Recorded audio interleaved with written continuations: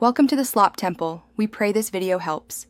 You start by opening the chart and adding net volume now. Choose the time frame that matches your trading horizon.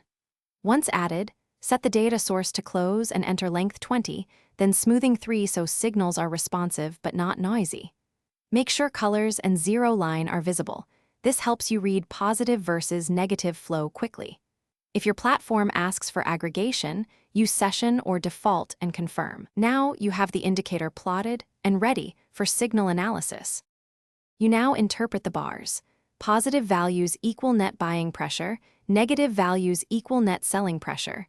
That difference is the trade signal backbone. Once you see a strong positive peak, check price action for higher highs and a pullback under 1/2 of the peak before entering.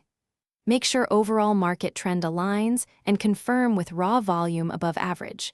This reduces false entries. If divergence appears, price up while net volume falls. Treat it as a weakening trend and prepare to you enter trades after a pullback confirms continued net flow.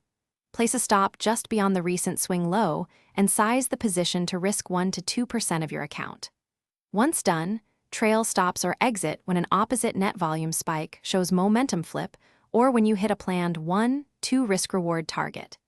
If the indicator is noisy and gives whipsaws, make sure to increase smoothing or length to 30. This reduces signals and often resolves erratic behavior without altering your rule set. Thanks for watching. Consider subscribing if we helped you.